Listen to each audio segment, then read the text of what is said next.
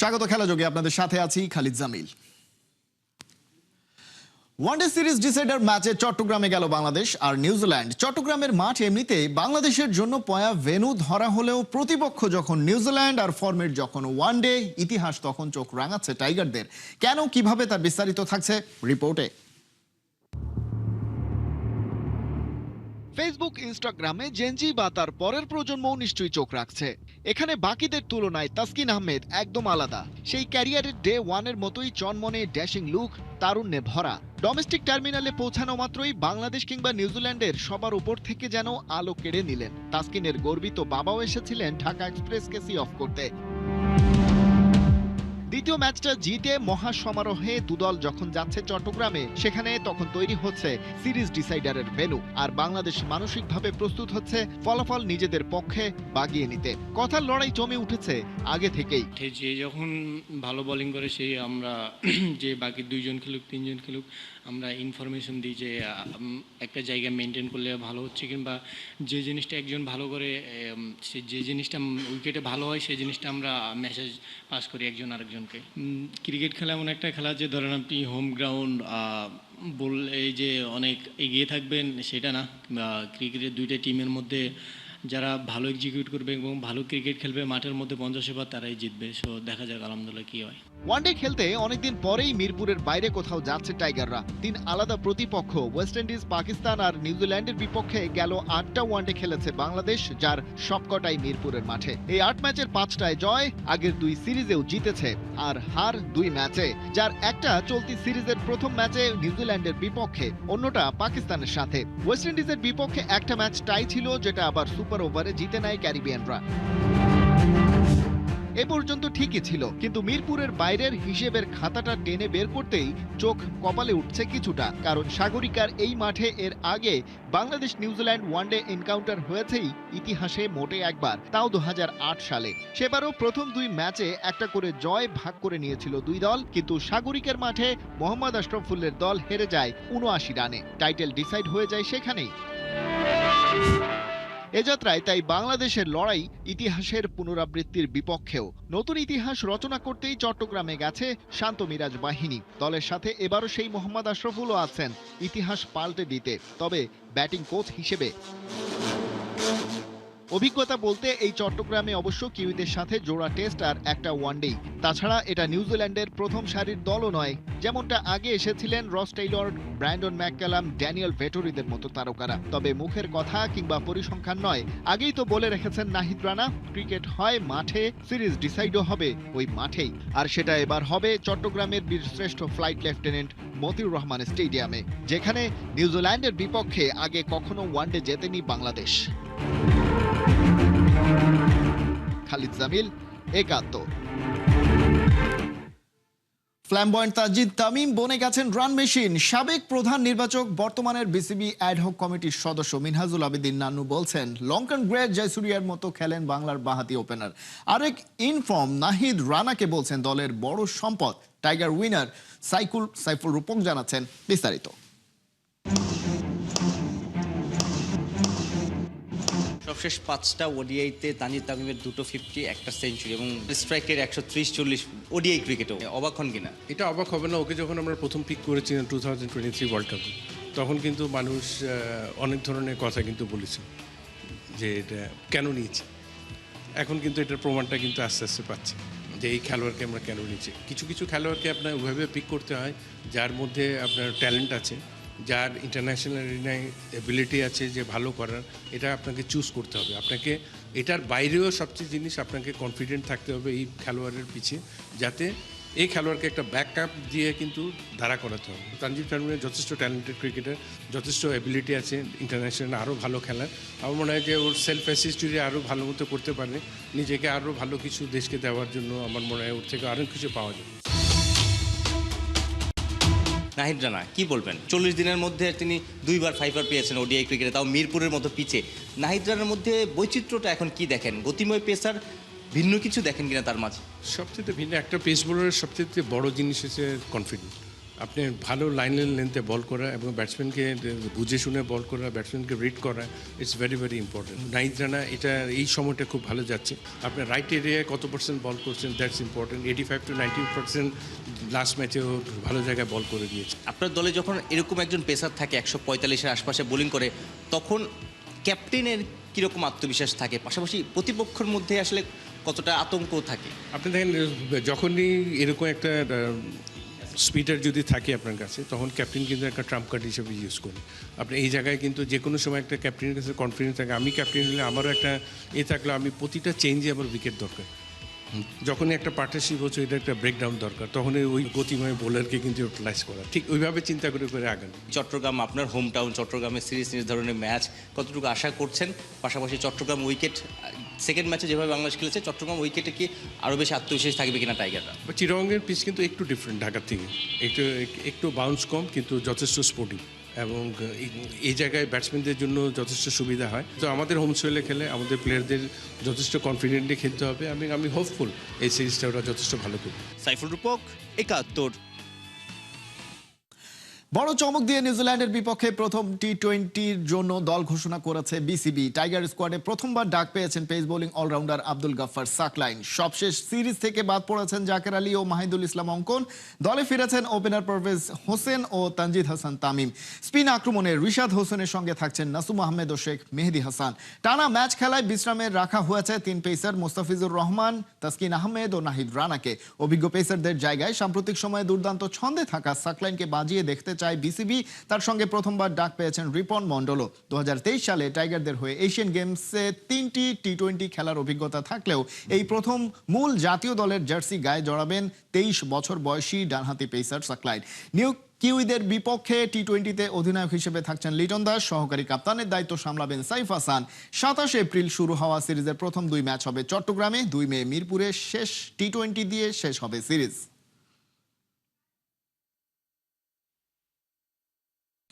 2.5 বছর পর মাঠে গড়ালো লাল বলের বিসিএল। প্রথম দিনেই মাইলফলক ছুঁয়েছেন স্পিনার নাইম হাসান। প্রথম শ্রেণীর ক্রিকেটে তুলে নিয়েছেন 300 উইকেট। 26 বছর বয়সী এই বোলিং অলরাউন্ডার এক সময় ছিলেন জাতীয় দলের নিয়মিত মুখ। দেশের জার্সিতে 14টি টেস্ট খেলেছেন নাইম। পাকিস্তানের বিপক্ষে টেস্ট সিরিজের আগে অবশ্য প্রস্তুতি সেরে নিচ্ছেন তিনি। প্রথম ইনিংসে ইস্ট জোনের বিপক্ষে ব্যাট করতে নেমে 43 ওভার 6 উইকেট হারিয়ে 125 রান তুলে সেন্ট্রাল জোন। 52তম বলে নিজের প্রথম রানের দেখা পান জিসান। এরপরই দলের হাল ধরেন আবু হায়দার ও আশিকুর রহমান। 110 বলে অপরাজিত 90 রান করেন আবু হায়দার। শেষ পর্যন্ত আশিকুর রহমানের 75 রানের ইনিংসে আর কোনো উইকেট না হারিয়ে 272 রান তোলে সেন্ট্রাল জোন।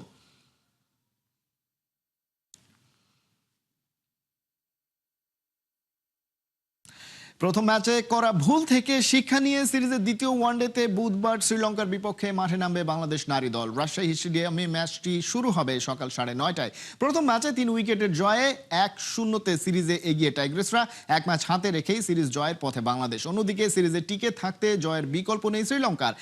ম্যাচের আগে অবশ্য সুখবর পেয়েছে শারমিন মারুফারা। নারীদের র্যাঙ্কিংয়ে সাপ্তাহিক আপডেট ঘোষণা করেছে আইসিসি। সেখানে 7 ধাপে গিয়েছেন 22 নম্বরে শারমিন।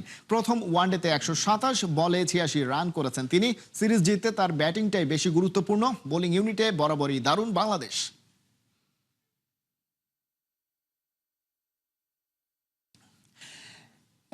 এমন সব হাই প্রোফাইল কোচরা বাংলাদেশের ডাগ আউটে দাঁড়ানোর জন্য বাফুফের কাছে সিভি পাঠাচ্ছেন, যা দেখে রীতিমতো মাথা ঘুরে যাচ্ছে ন্যাশনাল টিমের ফুটবলারদেরই। ফাহিম, রাকিবদের মতো রেগুলার স্টারদের বিশ্বাস করতে কষ্ট হচ্ছে এত বড় বড় কোচদের সিভি দেখার পরও।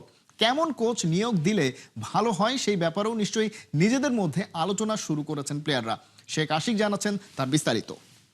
কাবরেরার জন্য একটু খারাপ লাগছে কিনা? না, আপনি যদি প্রফেশনাল দিক দিয়ে চিন্তা করেন তাহলে যেহেতু এতদিন ছিলেন একসাথে, অবশ্যই উনি বাংলাদেশে হাইস্ট কোচদের ভিতরে উনি সর্বোচ্চ ছিল। আমরা দেখছি অনেক হাই প্রোফাইল কোচরা সিভি জমা দিচ্ছে, মানে এই ব্যাপারটা কেমন লাগছে দেখে? হ্যাঁ, আসলে ভালো লাগতেছে, কারণ আমাদের টিমের কিন্তু এখন স্ট্রেংথ বাড়াতে কিন্তু কোচরা কিন্তু আগ্রহ দেখাচ্ছে। কিন্তু আগে কিন্তু এরকম সিভি এতটা কোচরা কিন্তু এতটা আগ্রহী ছিল না। হাভিয়ের কাবরেরা এখন বাংলাদেশের অতীত। 4 বছর ডাগ আউট সামলেছেন লাল সবুজের। তার সময় হামজা সমিতদের মতো মেগা স্টারদের গায়ে উঠেছে রেড অ্যান্ড গ্রিন। দামি দামি অস্ত্রগুলো হাতে পাওয়ার পরও তা চালানোর কৌশল না জানায় বারবার রণাঙ্গন থেকে পরাজয়ের কলঙ্ক গায়ে জড়িয়ে ফিরতে হয়েছে পুরো দলকে। দীর্ঘদিনের গুরুকে কি মিস করছেন শিষ্যরা? কারোর জন্য তো আপনার এই জিনিসটা স্থায়ী না। ধরেন আমি যদি খারাপ করি আমারও এখান থেকে চলে যেতে হবে। সো এটা আর কি ট্রু, বাট কাবরেরা যাওয়ার আগে কোনো কথা হয়েছে কিনা বা লাস্ট কোনো মেসেজ দিয়ে গেছে? ওর সাথে কখনো এ পর্যন্ত আমাদের কথা হয় নাই আর কি। প্রতিদিনই হেভিওয়েট কোচদের সিভি পড়ছে ফেডারেশনের ইমেইলে। প্লেয়াররাও নিশ্চয়ই এতে মোটিভেটেড হচ্ছেন। ন্যাশনাল টিমের একাধিক কোচ সিভি দিয়েছেন, বড় বড় ক্লাবের কোচ ছিলেন তারা সিভি দিয়েছেন। এই ব্যাপারটা কি আপনাদের আগের চেয়ে বেশি অনুপ্রাণিত করছে কিনা? হ্যাঁ, আসলে এটা অনুপ্রাণিত করতেছে, কারণ টিম ভালো করতেছে, যার কারণে কিন্তু এখন কোচরাও কিন্তু আগ্রহ দেখাচ্ছে। তো এখন আমাদের ন্যাশনাল টিমের ম্যানেজমেন্ট আছে, তারা যেটা ভালো মনে করে আমাদের জন্য সেটাই করবে আমি মনে করি। ফিফা র্যাঙ্কিং এর 53 থেকে 33 করছে ক্যামেরুনকে 3 বছরে, এমন কোচ সিভি দিয়েছে। হাঙ্গেরিকে 16 বছর পর ইউরোতে কোয়ালিফাই করিয়েছে, এমন কোচ সিভি দিয়েছে। ব্যাপারগুলো একটু স্বপ্নের মতো মনে হচ্ছে কিনা? হ্যাঁ, ধরতে গেলে স্বপ্নের মতো, কারণ আপনি দেখেন আমি আমার ফুটবল লাইফে আমি কখনো দেখিনি এতগুলো কোচের সিভি বাফুফেতে পড়ছে আর কি। ঠিক আছে, সো এটা একদিক দিয়ে বাংলাদেশের ফুটবলের জন্য যেমন ভালো, আর আমি চাই যে আসুক না কেন কোচে, অবশ্যই এই বাংলাদেশের ফুটবলের উন্নতি হবে। কখনো আলোচনা হয় না বা ফিল হয় না যে কোন ট্যাকটিক্সের কোচ হলে আপনাদের জন্য ভালো হয়? আসলে এই বিষয়ে আমি কি বলবো, এখন এখানে ন্যাশনাল টিম ম্যানেজমেন্ট আছে, তারা যেটা ভালো মনে করে আমাদের জন্য কিন্তু তারা সেটাই করে। তো আমাদের টিমের স্ট্রেংথ কিন্তু আগে ওইরকমভাবে ভালো ছিল না, তো এখন আস্তে আস্তে ডেভেলপ করতেছে। সিভি পড়ে গেছে 300-র মতো, নেওয়া হবে একজনকে। শর্টলিস্ট থেকেও বাছাই করা বেশ কঠিন বাফুফে কর্তাদের জন্য। বাংলাদেশের ডাগআউটে দাঁড়াতে এমন হাই প্রোফাইল কোচরা সব সিভি দিচ্ছেন যা দেখে রীতিমতো হতবাক ফুটবলাররাও। শেখ আশিক, 71, ঢাকা। বিশ্বকাপ ফুটবল নিয়ে একের পর এক টুইস্ট দিয়ে যাচ্ছেন ফিফা বস জিয়ান্নি ইনফান্তিনো। টিকিটের দাম যখন নাভিশ্বাস দশা, তখন যাতায়াত ভাড়ায় দেখা দিল আকাশ পাতাল পার্থক্য। নিউ জার্সিতে মেটলাইফ স্টেডিয়ামে যেতে যেখানে গুনতে হবে $150, সেখানে ফিলাডেলফিয়ায় ট্রেন ভ্রমণ একদম ফ্রি। কানসাস সিটি বা ডালাসেও যাতায়াতের খরচ রাখা হয়েছে একদম হ্যান্ডি। তাজিন খন্দকারের রিপোর্ট। The greatest show on earth. Countdown has already started. আর মাত্র কয়েকদিনের অপেক্ষা, এরপরই ফুটবল জোরে কেঁপে উঠবে পুরো দুনিয়া। আর সেই ফেস্টিভ্যাল শুরুর আগেই দুনিয়া জুড়ে চলছে কত না কর্মযজ্ঞ। উত্তর আমেরিকার এই কার্নিভাল ঘিরে বা টুইস্ট নিয়ে হাজির FIFA boss Gianni Infantino are the great Donald Trump. বিশ্বকাপ মানেই উত্তেজনার পারদ তুঙ্গে, আর টিকেটের দাম যেন আকাশচুম্বী। কিন্তু মাঠের লড়াই শুরুর আগেই সমর্থকদের কপালে চিন্তার ভাঁজ ফেলেছে ট্রান্সপোর্টেশন কস্ট। নিউ জার্সিতে খেলা দেখতে যাওয়া দর্শকদের অবস্থা এখন মরার উপর খাড়ার ঘা। সেন্ট্রাল নিউ ইয়র্ক মেটলাইফ স্টেডিয়ামে ট্রেনে যাতায়াত করতে পকেট থেকে খসে যাবে $150। যেখানে পকেটে টান পড়লে নুন আনতে পান্তা ফোঁড়ায়, সেখানে যাতায়াতে এমন খরচ সমর্থকদের জন্য এক বড় শকিং নিউজ। তবে মুদ্রার উল্টো পিঠও আছে। নিউ জার্সিতে যখন নাভিশ্বাস দশা, ফিলাডেলফিয়ায় তখন সমর্থকদের দিচ্ছে রাজকীয় আতিথেয়তা, যেন মেঘনা চাইতেই বৃষ্টি। এয়ারবিএনবির সাথে পার্টনারশিপে বিলাইনে ট্রেন ভ্রমণ একেবারেই ফ্রি। ম্যাচের হাফ টাইম থেকে শেষ বাঁশির পর 2 ঘন্টা পর্যন্ত কোনো চার্জ ছাড়াই ফিরতে পারবেন ভক্তরা। মাত্র $2.90 স্টেডিয়ামে গিয়ে ফ্রিতে বাড়ি ফেরা, এটা যেন ফিলাডেলফিয়ার দর্শকদের জন্য এক চরম ট্রিট। পিছিয়ে নেই কানসাস সিটি, ডালাসও। কানসাস সিটিতে এয়ারপোর্ট থেকে ফ্যান জোন পর্যন্ত যাতায়াত একেবারেই কমপ্লিমেন্টারি। অন্যদিকে ডালাসেও যাতায়াত খরচ রাখা হয়েছে হ্যান্ডি। মাত্র $4 থেকে $6 রাউন্ড ট্রিপ, একেবারে রথ দেখা আর কলা বেচার মতো অবস্থা। ব্রাজিল ফ্রান্সের মতো জায়ান্টদের ম্যাচ আর 4 জুলাইয়ের উত্তাপ সামলাতে ফিলাডেলফিয়া যে মাস্টার প্ল্যান সাজিয়েছে, তাতে গাল ভরা হাসি সমর্থকদের মুখে। দিন শেষে কেউ গুনছে ডলার, কেউ বা উপভোগ করছে ফ্রি রাইড। তবে মাঠের লড়াই শুরুর আগে যাতায়াতের এই বৈষম্য যেন নতুন এক hot topic. Tazin Khandakar, 71। Injured Estevao উইলিয়ানের দিকে নজর রাখছেন কার্লো আঞ্জেলোত্তি। সিদ্ধান্ত নিতে সময় দিচ্ছেন সেলেসাও বস। কোনোভাবেই 18 বছর বয়সী এই তারকাকে হাতছাড়া করতে চায় না ব্রাজিল। অন্যদিকে ব্রাজিলের জন্য বোনাস হয়ে দলে আসতে পারেন লুইস এনরিক, জায়গা করে নিতে পারেন বিশ্বকাপ দলেও। আবু নাইমের রিপোর্ট। ভদ্রলোকের এক কথা এক কাজ, কার্লো আনচেলত্তিও একই, যেটা বলেছেন তো বলেছেনই। কোনোভাবেই হাতছাড়া করা যাবে না এস্তেভা উইলিয়ানকে। লুইস এনরিকের খবর জানা আছে তো। পিএসজিকে হারানো ম্যাচে লিওর নায়ক বনে যাওয়া এই তারকা উঠে গেছেন বিশ্বকাপ দলের খসড়ায়। নেইমার বিশ্বকাপ খেলবেন কিনা, ওকে খেলানো উচিত কিনা, এই আলোচনায় অনেকটা সাইড হয়ে গেছেন এস্তেভাও উইলিয়ান। অথচ কার্লো আনচেলত্তির ডায়েরিতে মোস্ট ইম্পর্টেন্ট নোট এস্তেভাওর সুস্থ হয়ে ওঠার ডেটটা। ওর সেরে ওঠার জন্যই এখনো বিশ্বকাপ দলটা চূড়ান্ত করতে পারেনি ব্রাজিল। যদি এস্তেভাও ফিট হন তাহলে ওকে নিয়ে কষা হবে ছক, আর যদি হয় ভিন্ন কিছু তাহলে একটা ব্যাকআপ নামও রেডি কার্লোর নোটবুকে। লুইস এনরিকে নিয়ে শুরু হয়েছে আলোচনা। রিয়াল মাদ্রিদ থেকে লোনে লিওতে যাওয়ার পর লম্বা একটা সময় ছিলেন না তেমন আলোচনায়। লিগ ওয়ানে পিএসজির বিপক্ষে 1 গোল 1 অ্যাসিস্টে ফের টক অব দ্য টাউন। ক্লাবের হয়ে গুরুত্বপূর্ণ ম্যাচগুলোতে গোল অ্যাসিস্ট করছেন, দলেও নিয়মিত অবদান রাখছেন। ব্রাজিল কোচের গুডবুকেও তাই নামটা আছে ওর। সবকিছু মিলিয়ে বিশ্বকাপের দলে জায়গা করে নেওয়ার সম্ভাবনা বাড়ছে ক্রমেই। দলে ফেরার আলোচনায় নেইমার জুনিয়র। শেষ মুহূর্তে যদি জায়গা করে নেন তাহলে এনরিকের সুযোগটা আবার কম, আবার এস্তেভাও উইলিয়ানকে সময় মতো না পাওয়া যায় তাহলে সুযোগটা আবার বেশি। এক কথায় নেইমার আর এস্তেভাওয়ের খেলা না খেলার ওপর অনেকটা নির্ভর করছে লুইস এনরিকের বিশ্বকাপ। তারুণ্য দিয়ে স্কালোনি বিশ্বজয় করেছেন, কার্লোর জন্য আছে একই সুযোগ। সেলেসাউদের ইয়ং ব্লাডরা বিশ্বের নানান প্রান্তে খেলছেন দাপুটের সাথে, আর এতেই হতে পারে কাফুর প্রেডিকশন সফল। এবারই নাকি ব্রাজিলের বিশ্বজয়ের সবচেয়ে বড় সুযোগ। আবু নাইম, ৭১।